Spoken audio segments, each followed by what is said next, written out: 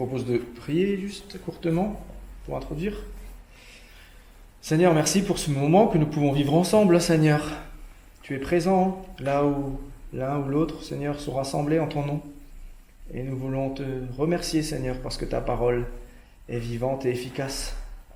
Et tu vas encore nous rejoindre, tu viens nous parler à notre cœur, parler à nos pensées. Nous voulons être transformés dans le renouvellement de l'intelligence, Seigneur, et nous voulons être à ton écoute maintenant. Merci parce que tu es notre Dieu et parce que tu désires aussi avoir une relation avec nous. Au nom de Jésus. Amen. Alors je vous propose de lire. Ça va, Janine, comme ça? Oui, ça va. Mon Marc 11. Tu me dis quand t'es... Voilà. Voilà. Marc 11, 27. Il retourne, c'est Jésus, hein? Oui. Je redonnerai le contexte après. Il retourne à Jérusalem. Comme il marchait dans le temple, les grands prêtres, les scribes et les anciens viennent le trouver pour lui demander: de quelle autorité fais-tu cela? Qui t'a donné autorité pour le faire? Jésus leur répondit: je vais vous poser une seule question. Répondez-moi, et je vous dirai de quelle autorité je fais cela. Le baptême de Jean venait-il du ciel ou des humains? Répondez-moi. Mais ils raisonnaient ainsi entre eux. Si nous répondons du ciel, il dira: alors pourquoi ne l'avez-vous pas cru? Et si nous répondons des humains, ils avaient peur de la foule, car tous tenaient Jean pour un véritable prophète. Ils répondent donc à Jésus: nous ne savons pas. Alors Jésus leur dit: moi non plus, je ne vous dis pas de quelle autorité je fais cela. On continuera la suite après, qui est quelque part une illustration et une continuité de la réponse à ce moment-là de Jésus. Je rappelle, la dernière fois, nous avions vu Jésus qui va au temple, qui va pour la deuxième fois au temple. En fait, c'est la troisième fois que Jésus rentre dans le temple. Et c'est là qu'il est confronté à la réaction des anciens, des scribes, des pharisiens, tous ceux qui étaient là. Donc la première entrée dans le temple, c'est dans son entrée à Jérusalem, acclamé par la foule. Si vous vous souvenez, il entre dans le temple et la seule chose qu'il fait, c'est observer le temple. Il regarde et il s'en va. Il retourne à Béthanie.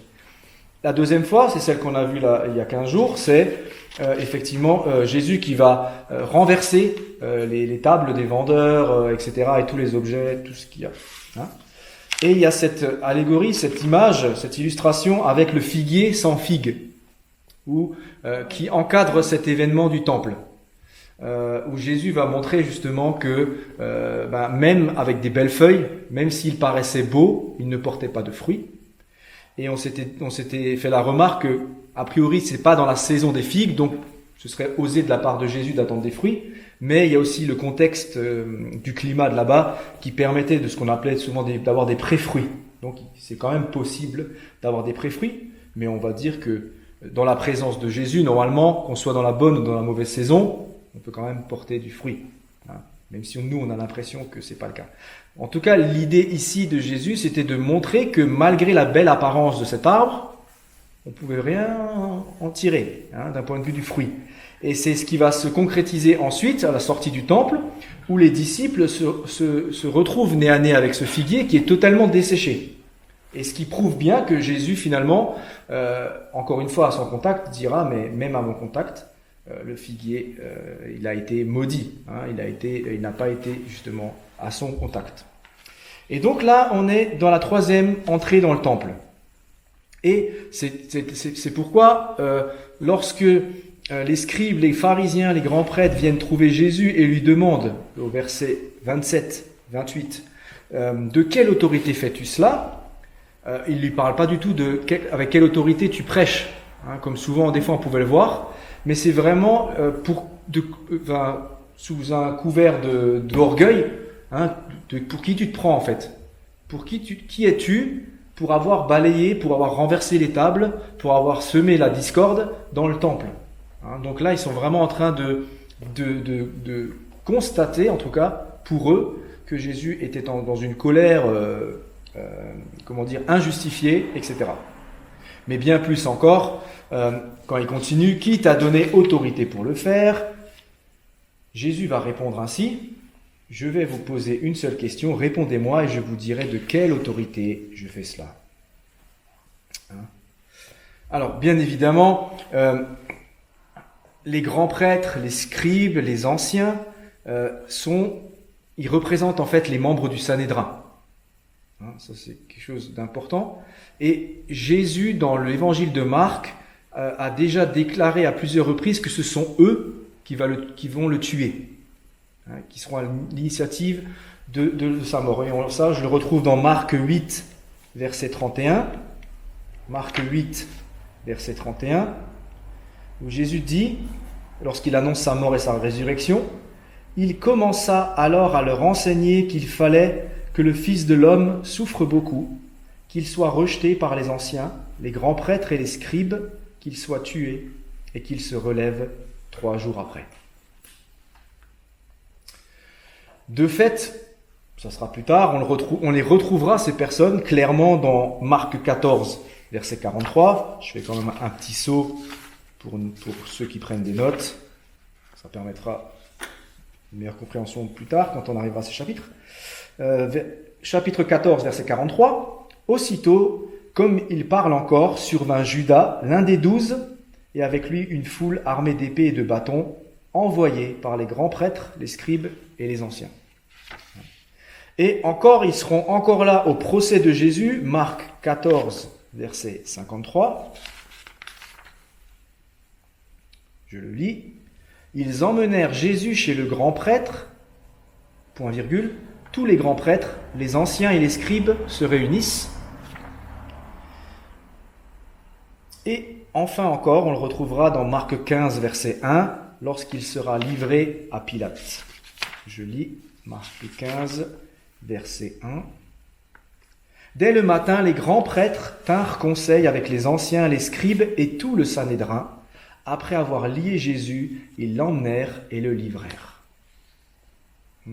Donc ça, Jésus, lui, il le sait. Bien évidemment, eux ne le savent pas, ou en tout cas n'ont peut-être pas pleinement conscience. On peut à rigueur leur donner cette circonstance atténuante. La foule, eux, bien évidemment, j'imagine que non. Mais c'est quand même intéressant que dans Marc 11, verset 18, qu'on a lu la dernière fois, je le rappelle, après cet épisode du marchand de temple, l'Évangile nous dit quand même que les grands prêtres et les scribes cherchaient comment le faire disparaître, mais qu'ils avaient peur de lui, parce que toute la foule était ébahie de son enseignement. Et à la lumière de ce qu'on vient de lire, entre telle ou telle réponse, la peur qu'ils ont de la foule, pour eux, c'est pas rien. Et donc, la question de l'autorité de Jésus, bien évidemment, elle a été posée déjà dès le début de son ministère. Au tout début de l'Évangile, lors de son premier enseignement à la synagogue de Capharnaüm. Je reprends en Marc 1, verset 22, qui dit « Ils étaient ébahis de son enseignement, car il enseignait comme quelqu'un qui a de l'autorité, et non pas comme les scribes. » Donc là, on voit encore, c'est toujours la même autorité. Même si la question est aujourd'hui, elle est basée sur le fait qu'il a tout balancé, a priori, de manière illégale et injustifiée selon eux.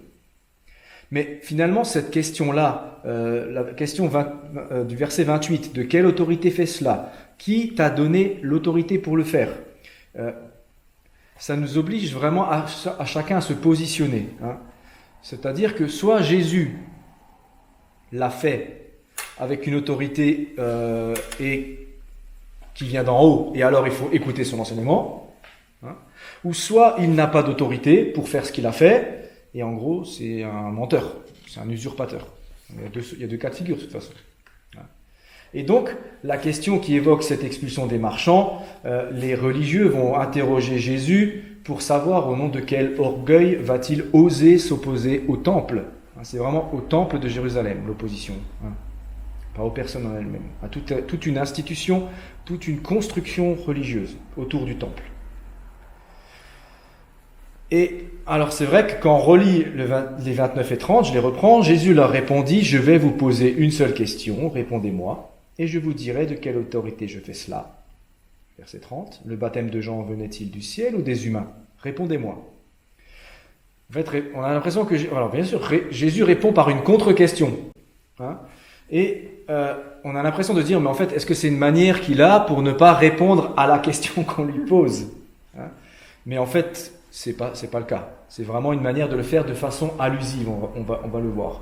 Donc, quand il va commencer à interroger les personnes en question sur le baptême de Jean, Jésus n'essaye pas de s'en sortir, hein, d'une situation délicate, mais il pose vraiment une vraie question qui est en lien avec la question d'autorité.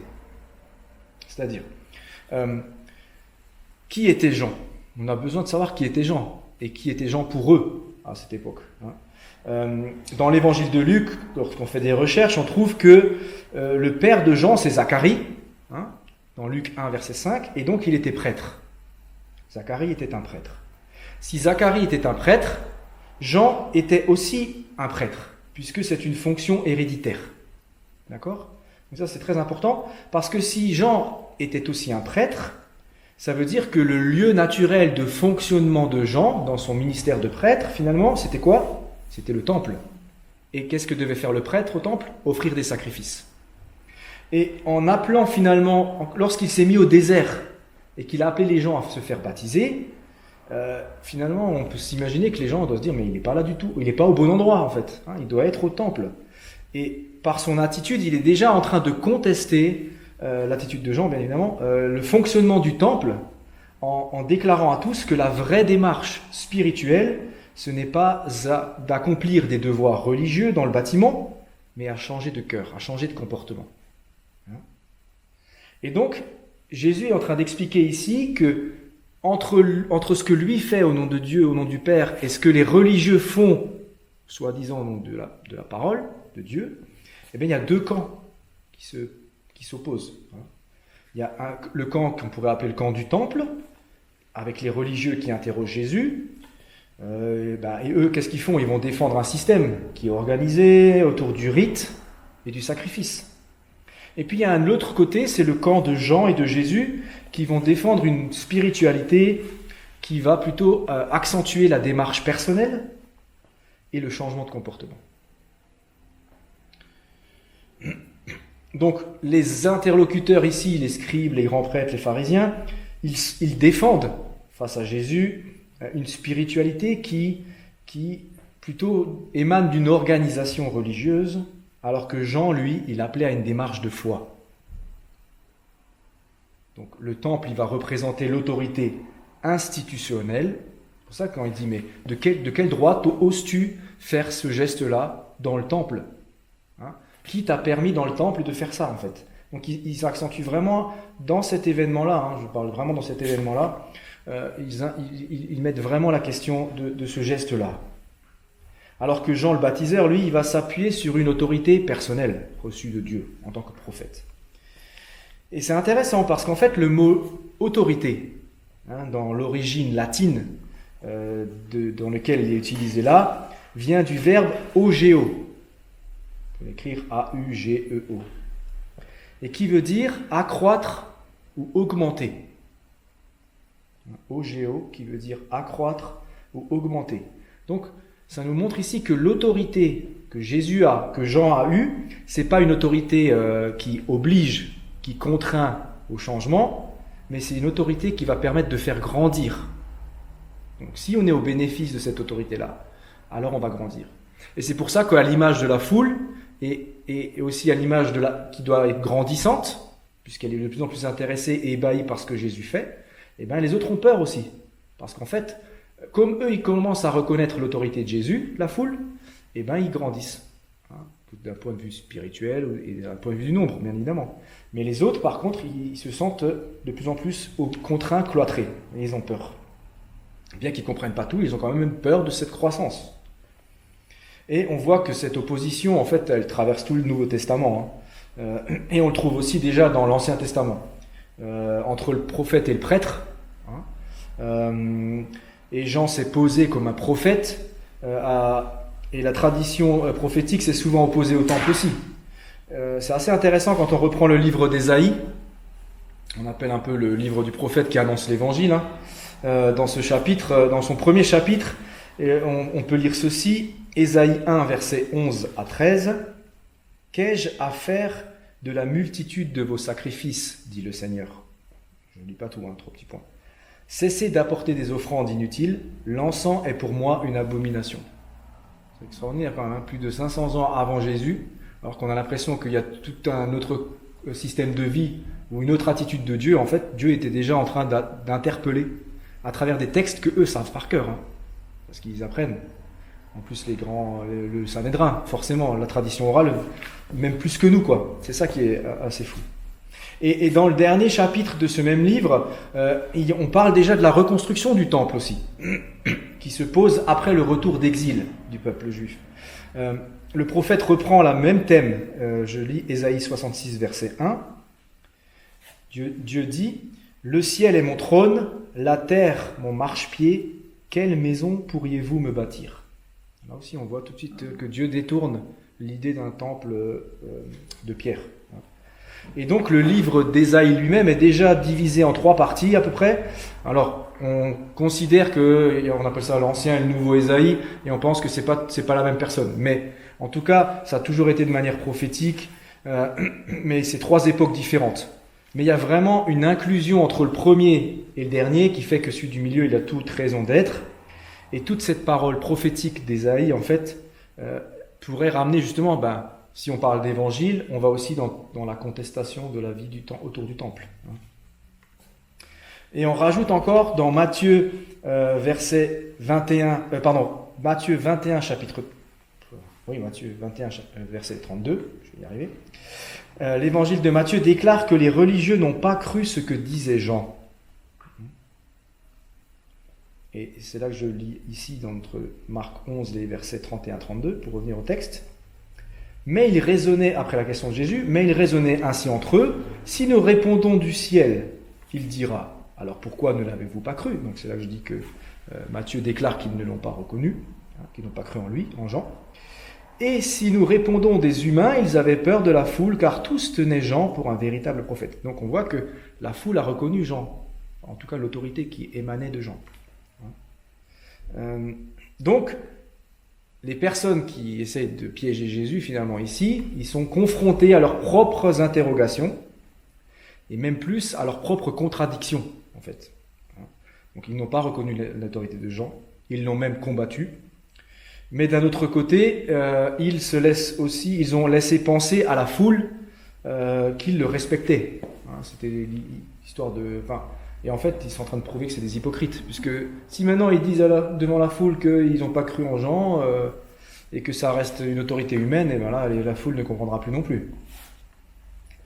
Et c'est là qu'on voit vraiment que Jésus, il est en face pas d'une question honnête, c'est pas des personnes qui ont voulu entendre un enseignement, mais c'est des personnes qui ont voulu piéger Jésus. Et c'est pour ça que Jésus va les contraindre, va pas les piéger de manière négative, mais va vraiment les confronter à leur propre cœur.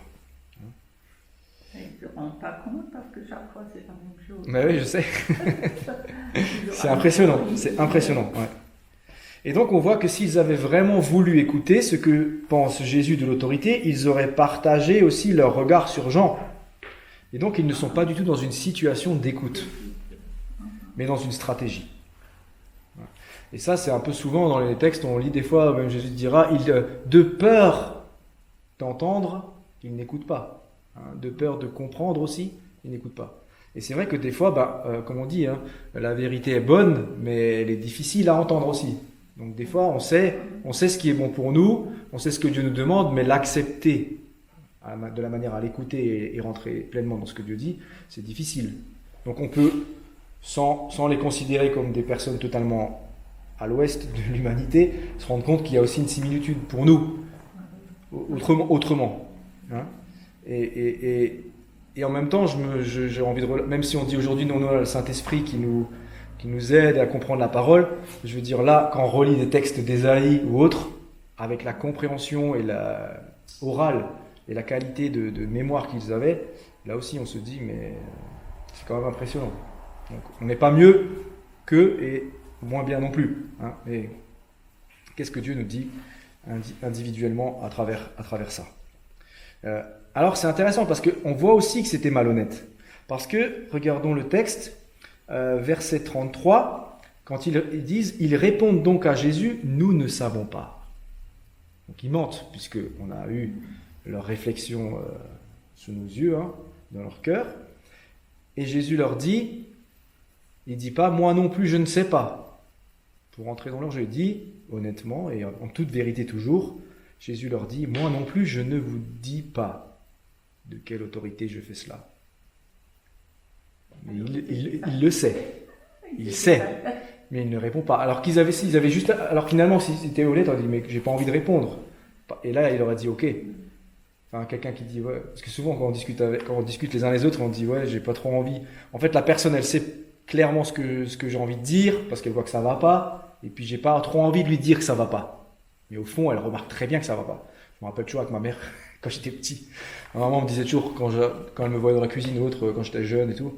Toi, ça n'a pas l'air trop d'aller. On me dit, ah si, ça va et tout. Non, je te connais, hein. C'est moi qui t'a fait, elle me disait. Et en fait, effectivement, il y avait quelque chose, voilà, je ne sais pas comment ça transparaissait, j'essayais au mieux de le cacher. Mais voilà, c'est un instinct maternel peut-être ou autre. Mais quand on connaît des personnes, selon le visage, selon la posture, on sait très bien, sans être conscient des détails, mais on sait qu'il y a quelque chose qui peut être, même si c'est un petit peu, qui nous tracasse, hein. Et là, s'ils avaient dit non, nous ne te répondrons pas, ben, ça aurait peut-être été justement une puce à l'oreille à Jésus de dire ok, ils ont été touchés dans leur cœur et la culpabilité est tellement forte, d'autres ils n'osent pas se dévoiler. Mais c'est pas pareil. Là, ils ont dit nous ne savons pas, alors qu'en fait, ils ont quand même clairement une réponse à donner. Et ça, Jésus le sait aussi, bien évidemment. Et c'est pourquoi il a dit je ne répondrai pas, mais par contre, on va continuer la suite. Les versets chapitre 12, les versets 1 à 12, avec cette parabole des vignerons, en fait, il va donner une réponse. Et il va clairement expliquer ce qui est ici en question, hein, quelle est la situation. Donc, même si Jésus a fait une contre-question, hein, bien qu'on retienne ça, même si Jésus a fait une contre-question sur Jean et qu'on a l'impression qu'il fait un tour de passe-passe pour rééviter la question, en fait, il a répondu à la question. C'est aussi très, très classique de voir ça. Hein. Plus on regarde les dialogues de Jésus, plus on voit qu'ils se répondent par des questions. Et c'était, dans le milieu rabbinique, c'était clair, c'est souvent ça, hein. On expose un peu ses connaissances. Donc on répète, quand quelqu'un vous dit 3 plus 2 ne fait-il pas 6 3 fois 2 ne fait-il pas 6 Au lieu de répondre oui, ça fait 6, vous allez montrer que vous savez que ça fait 6, mais vous le proposez d'une autre manière. Donc 3 fois 2, vous allez dire 3 plus 3 ne fait-il pas 6 non plus, hein. Et donc vous répondez toujours par une contre-question. Ça permet en fait à chacun l'un ou l'autre de finalement, ce qu'on appelle aujourd'hui dans les entretiens individuels, c'est souvent de la reformulation en fait.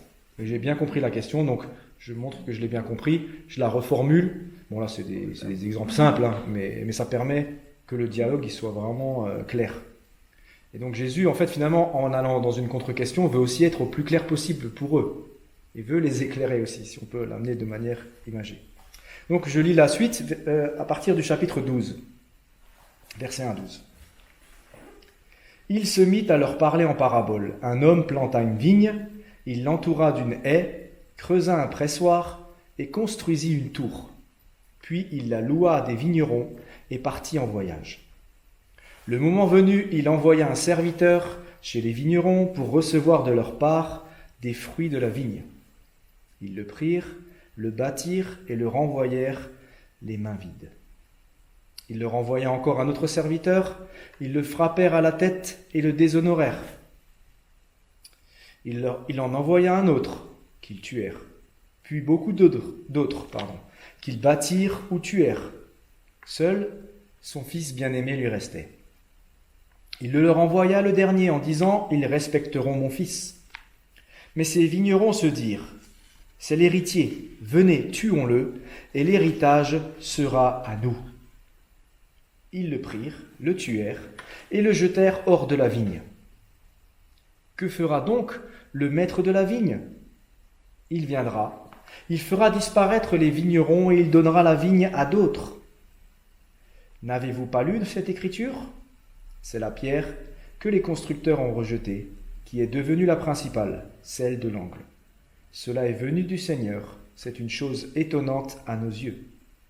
Ils cherchaient à le faire arrêter, mais ils eurent peur de la foule, Ils avaient compris que c'était pour eux qu'il avait dit cette parabole. Ils le laissèrent et s'en allèrent.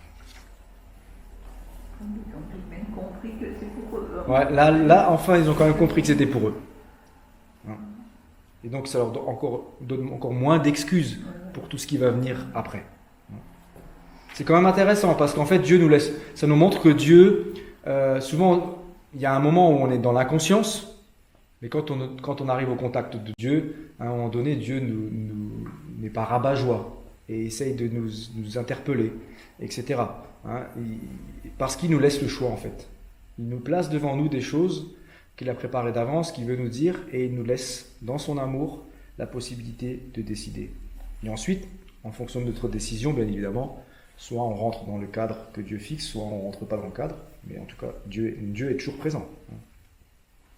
Donc c'est intéressant parce que là, il utilise une parabole, et on sait que la parabole est un chemin. Ça a commencé déjà en Marc 4, verset 11, ce langage-là. Donc soit c'est un chemin qui va éclaircir le cœur de certaines personnes, ou à l'inverse, comme ici dans ce cas-là, ils ont conscience, ils ont compris, mais ça va les endurcir. Donc c'est là que je dis, soit comme dans l'Ancien Testament, Deutéronome, hein, j'ai placé devant toi la vie ou la mort, la bénédiction, la malédiction, choisis la vie. Et donc il y a à chaque fois cette possibilité-là. Et c'est intéressant aussi, et ça je l'ai découvert en faisant l'étude, que cette parabole-là, en fait, c'est une parabole qu'on retrouve de manière similaire aussi déjà dans le livre d'Ésaïe. Donc il a déjà cité plus ou moins Ésaïe avant, entre guillemets, dans le contexte de Jean, avec l'histoire du prophète, de la vanité du temple, etc. Et là, dans Ésaïe 5, versets 1 et 2, on trouve ceci. « Mon ami avait une vigne sur un coteau fertile.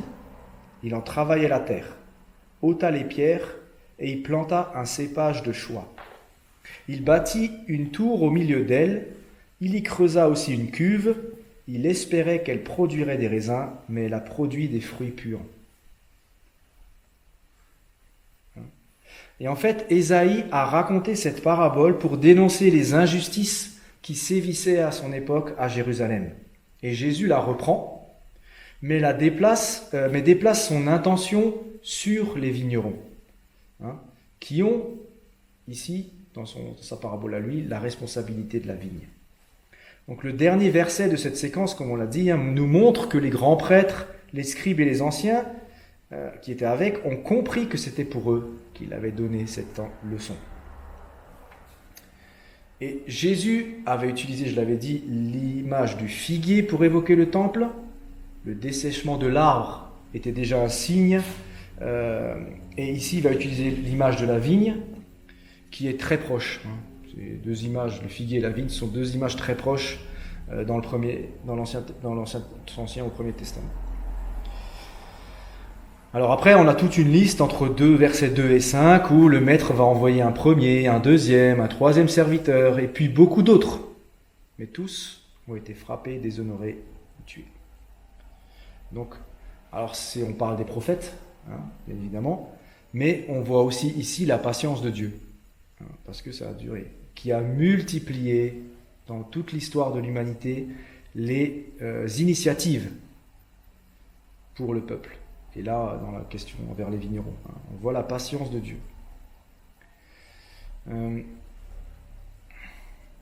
Donc Jésus raconte cette parabole, on est toujours dans le temple. Hein. Alors, si on devait résumer la prédication des prophètes, finalement, de tout ce que les prophètes disaient, quand ils disaient déchirez vos cœurs dans le prophète Joël, etc., ou d'autres choses, c'est finalement, ils essayent de dire que ça ne sert à rien de multiplier les cérémonies religieuses si vous ne pratiquez pas la justice.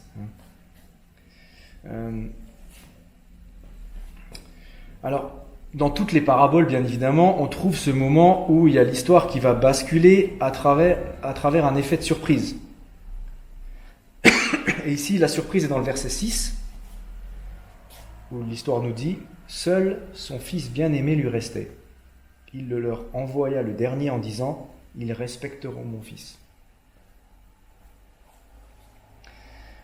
Là, on se dit quand même, si on revient à l'histoire, comment est-ce que le propriétaire, en voyant que tous les gens qu'il a envoyés, un après l'autre, se sont fait déshonorer, tuer, etc., peut-il imaginer que son fils va être respecté? Enfin, c'est presque envoyer à la mort son fils, quoi. C'est ça, en fait. Et il aurait été logique de la part du propriétaire d'envoyer une armée, en fait, pour châtier les vignerons. Et là encore, on voit de nouveau la miséricorde et la patience de Dieu. Parce qu'au lieu d'envoyer l'armée pour tout détruire sur son passage, et c'était quelque part la bonne sentence qui méritait tous ces vignerons, eh bien il a choisi d'envoyer la seule personne qui lui restait, son fils bien-aimé. Seul son fils bien-aimé lui restait, et bien sûr, on le sait que cette notion de fils bien-aimé que Jésus cite ici, elle a été utilisée à 2 reprises pour le désigner lui-même.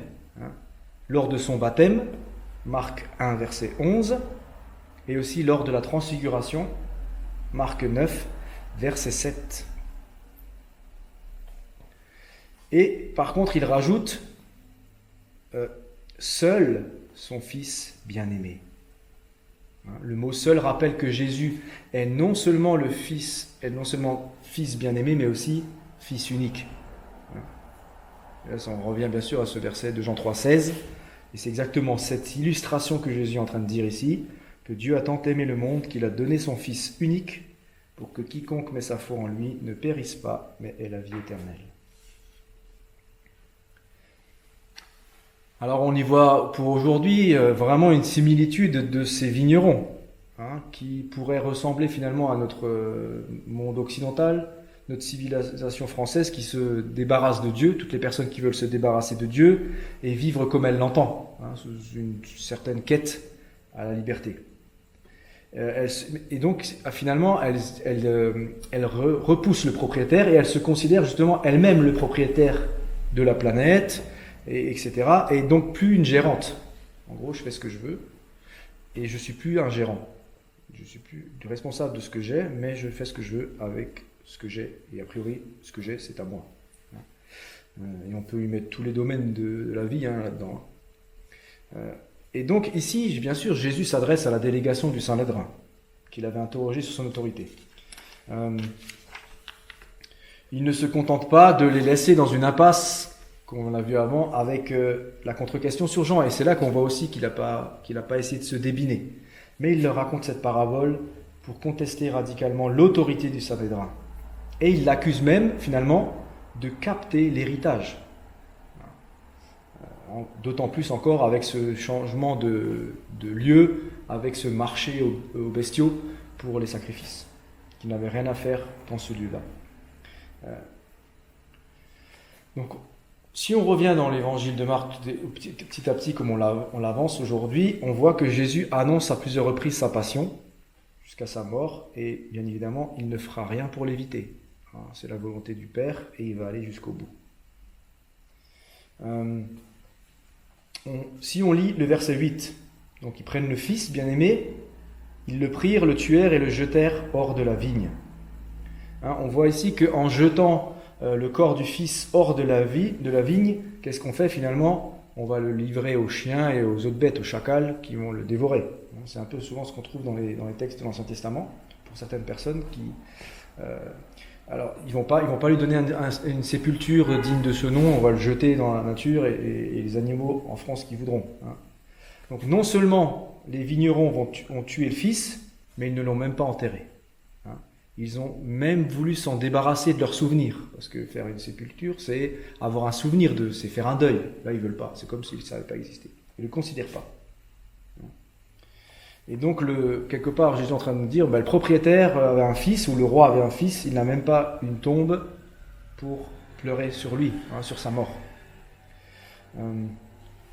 Donc Jésus va annoncer ici la mort, quelque part, aux religieux, et leur dire qu'ils sont responsables de cette mort.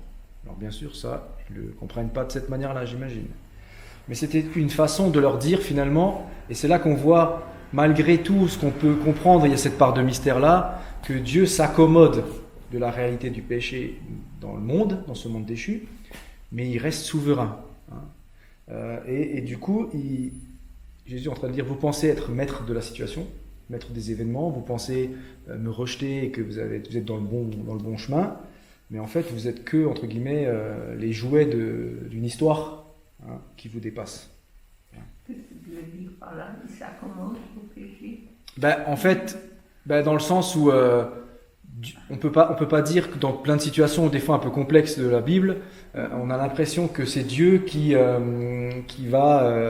permettre, enfin pas permettre, le mot il est déjà mauvais, que c'est Dieu qui va faire le mal ou qui va qui va amener le mal, alors que c'est faux, puisque Dieu ne peut pas, qui est saint, ne peut pas amener le mal, mais il va permettre que le mal existe, hein, il va utiliser aussi ce qui est mal pour le transformer en bien. Et ça, c'est difficile, parce que dans des circonstances désastreuses ou négatives dans la vie de certaines personnes, etc., à la fois, on se demande où était Dieu parce on a l'impression qu'il n'a pas agi, mais à la fois, ça ne le fait pas de lui un absent et un incompétent. Ou alors aussi un moins aimant. Hein. Il ne nous aime pas moins parce qu'il nous arrive telle ou telle chose. Mais il s'en accommode dans le sens... Pas, il s'en accommode, lui, il change ses plans et tout, mais il reste au-dessus, il est souverain et il en retire chaque fois quelque chose de mieux, quoi. Hein, il le fait toujours. Il y a toujours cette idée de l'autorité finalement de croissance, d'agrandissement, etc.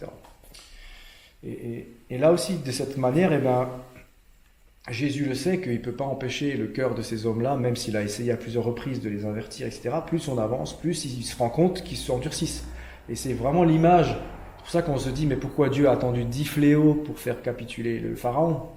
Mais c'est un peu ça en fait, c'est juste la patience de Dieu envers l'humanité qui nous montre qu'il dit, ok, t'es méchant, ok, t'es déchu, ok, t'es pécheur, mais je t'aime et j'attends, et je te donne l'occasion aussi de te repentir. Mais il y a aussi cette réalité-là que plus la personne attend, plus c'est difficile, parce que soit son cœur est attendri par l'évangile, soit il est endurci. Donc on voit après cette question de la pierre d'angle. Donc, on connaît bien cette histoire, cette phrase, hein, c'est verset 10 et verset 11. Donc cette pierre d'angle, c'est le bloc qui est important dans une construction, en l'intersection de deux murs, qui va permettre de supporter l'ensemble de l'édifice. Et donc les maçons utilisent forcément les meilleures pierres, les meilleures briques pour cet usage-là. Et Jésus cite des versets du psaume 118 ici, les versets 22 et 23. Et donc il donne un sens théologique à sa mort, qu'il vient d'annoncer une nouvelle fois.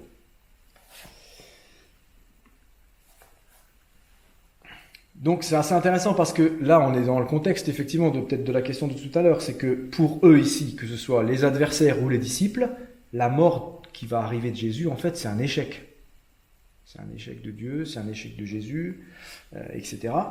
Et donc du coup, il dit oui, celui qui est rejeté, c'est ce que Jésus proclame, celui qui est rejeté, qui est humilié, qui est traité comme moins que rien, va devenir la pierre angulaire d'une nouvelle réalité. Et donc ce passage, c'est vraiment qui est largement le plus cité dans le Nouveau Testament. On le retrouve dans le discours de Pierre devant le Sanhédrin, on le retrouve dans la première épître de Pierre aussi, 1 Pierre 2,7.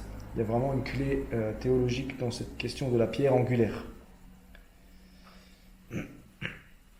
Donc comme à l'image de Jean, Jésus amène un renversement de réalité spirituelle. Et on voit par exemple, si on parcourt la Bible un peu, on voit que Abel, dans la Genèse 4, versets 25 à 26, Abel est tué par son frère, mais il est remplacé par Enoch, qui sera l'ancêtre de Noé, par lequel le monde sera sauvé. Donc vous voyez que celui qui a été rejeté va permettre à Joseph, qui a été rejeté par ses frères, c'est lui qui sauvera à la fois le pays et ses frères de la famine. Moïse est rejeté par ses frères hébreux, mais c'est lui qui va les libérer. David était le plus jeune des enfants d'Isaïe, il est devenu le plus grand roi d'Israël. Et donc, on voit aussi, et c'est quelque part là, je trouve toujours c'est difficile à vivre, mais c'est toujours plus fertile, c'est plus l'Église a des persécutions et des combats, c'est plus là qu'il y a des mouvements de réveil qui se profilent, en fait. Parce que plus on est rejeté par les institutions, plus Dieu va nous permettre d'être reconnus, parce que c'est Dieu qui va qui va agir, quoi, hein, parce qu'il n'abandonnera jamais Dieu. Même si nous, on a l'impression qu'on n'a plus de possibilité de faire quoi que ce soit. Alors, il ne s'agit pas de chercher la perfection, de toute façon, elle est déjà là d'une manière ou d'une autre à chaque fois. Et donc, finalement, on voit que ce renversement, et c'est là qu'il dit que c'est difficile à comprendre, c'est une chose étonnante à nos yeux, en fait. Hein, c'est chaque fois une surprise. Et c'est souvent ça, quand c'est difficile, quand on accompagne une personne qui est en souffrance depuis tant d'années, vous n'allez pas lui dire ah, mais Dieu permet ça et un jour tu verras la sortie. Elle n'a pas forcément envie d'entendre ça maintenant. Mais le jour où elle-même, dans sa relation avec Dieu, elle aura compris, même si soit elle en est sortie ou pas, elle aura compris que Dieu est là et dans sa présence, et bien alors elle vit ça différemment, et là elle peut entamer avec elle une discussion de ce sens. Mais tant que c'est pas le cas, ça reste un sujet tabou, ça reste un sujet compliqué. Mais au moment où Dieu ouvre les yeux sur telle ou telle situation, et bien là on se dit ah oui, effectivement, je me rappelle de telle ou telle situation, purée, qu'est-ce que c'était dur, mais Dieu en fait avait tout prévu, quoi. Et on voit ce changement, ce renversement dans telle ou telle situation. Et donc c'est contraire à notre raisonnement habituel. Et Dieu nous invite par la foi à, ce que je disais, à renouveler, à nous laisser transformer par le renouvellement de l'intelligence, donc à changer notre mode de pensée. Moi je pense comme ça, mais je fais confiance à Dieu qui peut penser autrement. Donc c'est difficile, mais c'est ça, c'est là, on ne sait pas tout, on ne comprend pas tout de suite, on avance par la foi. Et donc, on termine avec ce verset 12. Il cherchait à le faire arrêter.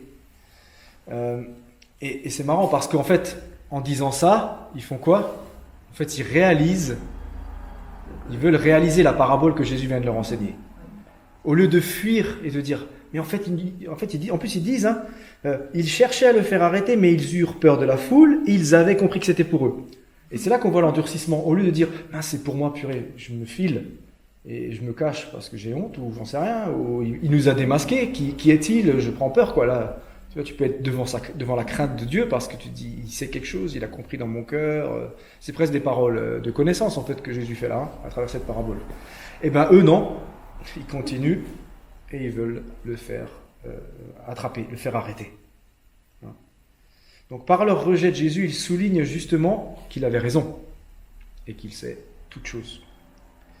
Et donc on voit bien sûr que c'est la peur de la foule, en tout cas pour eux à leur taille humaine, qui nous montre que bien évidemment ils n'ont pas voulu dire ce qu'ils pensaient.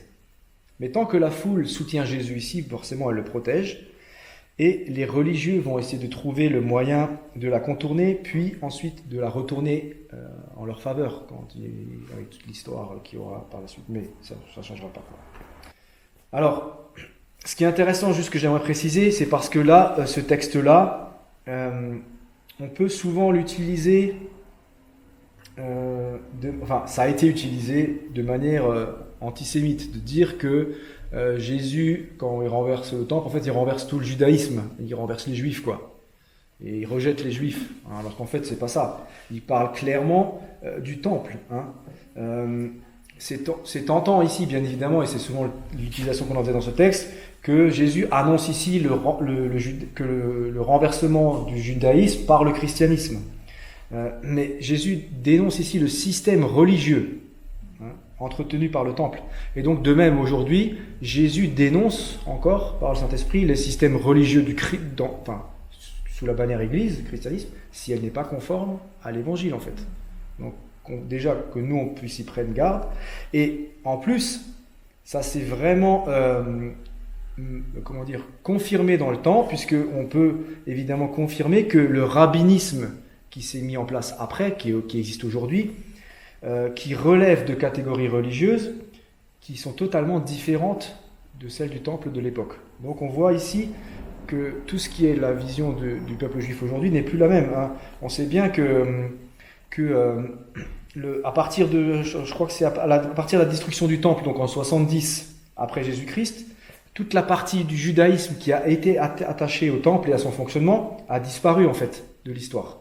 Et après 70, en fait, c'est là que le judaïsme rentre dans ce qu'on peut dire le rabbinisme, qui s'est reconstruit autour de ça et qui se fonde principalement sur l'étude des Écritures, sur l'étude de la Torah, et non plus sur le sacrifice. Donc aujourd'hui, on n'est plus du tout dans le sacrifice. mais sur l'étude de la parole. Donc on voit que quand même ce que Jésus a annoncé par rapport à la question du temple, il y a quand même eu un changement. Et c'est pour ça que Paul peut affirmer aussi que dans la fin des temps, il y a un reste, hein, pas le temple, mais il y a un reste de ces personnes-là qui reconnaîtront un jour que Jésus est Seigneur et qui seront sauvés. Donc il n'a pas du tout, ils seront regreffés sur le sceptre.